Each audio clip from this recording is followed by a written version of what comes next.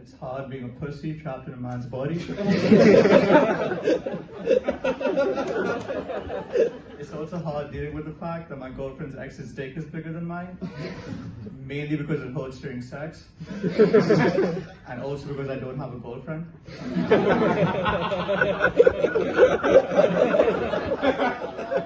It's a common assumption that people who are tall have big dicks. Spoiler alert, not all of us do. I thought I had a huge dick until I watched porn for the first time. And not just any kind of porn. I was scrolling, I was searching for the perfect first video. And that's when, for no racially motivated reasons at all, I clicked on a video with a black man in it. At that moment, I knew I made a mistake. I was scarred, I was devastated. What I felt is similar to what a white teenager who likes to play basketball feels when he watches NBA highlights for the first time. That he's never going to make the league. Because I'm pretty sure I just watched the big dick LeBron of sex just absolutely slam dunk in places that I didn't even know existed. I had a very limited understanding of the female body at that age, and I still do. And now I just have this lifelong trauma from this black man fucking. It's hard getting help. I try to go to a therapist, but it's hard to get an appointment because most therapists don't consider this a serious problem. Have you guys ever wondered what's the #1 group of people that's most racist towards brown people? It's just other brown people. It's weird seeing all the browns get along in Canada. Like when I see an Indian and a Pakistani hang out, it's weird because that's not what our ancestors died for.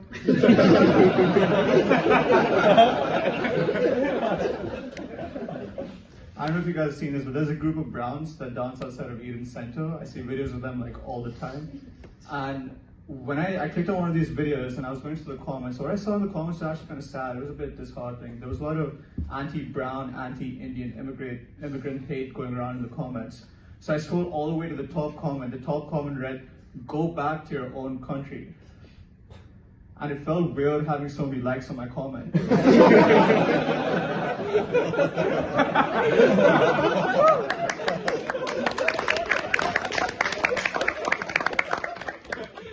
I didn't even comment that maliciously. It's 2023 and we're in Canada. Go back to your own country is not a racist statement, it's honestly just really good advice. Most of the crowds that are running, it's pretty ethnic. Everyone has their own go back to your own country story. Except for me, kind of feeling kind of left out. It's sad that I don't have my own. I have a friend from Pakistan, and most of the crowds that he runs in, people are usually scared, screaming for their lives, running away from him. And to me, he's a lucky son of a bitch, because at least he's going to experience his racism. It's also wild to me how one person has perpetuated that whole stereotype. Like when I think terrorists, I think Osama bin Laden and the McDonald's lady that didn't serve me ice cream this morning, but mainly Osama bin Laden. Say what you want about the man, he is a pioneer.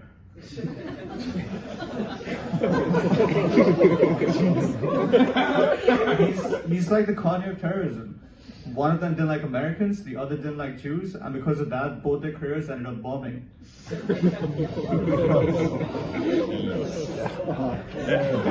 Anyway, so I was starting to feel left out, not from terrorism, but from not having my own go back to your own country story. So I googled the most racist cities in Canada, and I came across an article that said Winnipeg is racist towards Indians.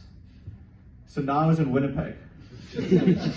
And I was exiting the airport, and that's where I saw an Uber driver. He's this white dude in a wife beater, all tatted up.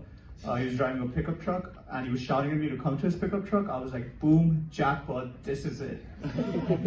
I'm finally gonna fit in with all the fucking ethnics. This story will transcend generations. My grandkids will know how oppressed I was. So I go to the pickup truck because I'm desperate for the story. And he tells me, "Oh, you're not my Uber passenger, sorry about that. By the way, have a great time in Winnipeg." I'm like, have a great time, the fuck? You had one job, man, for Winnipeg. So I started to walk away, but that's when I hear him yell, "Go back to your own country." And just as I'm about to pull out my phone and start recording, because I'm going to be the most viral brown in all of Winnipeg, they kind of shocked me. He didn't say it to me, he said it to his actual Uber passenger, who was an indigenous person. That's when I realized that Winnipeg is not racist towards brown Indians, they're racist towards Thanksgiving turkey Indians.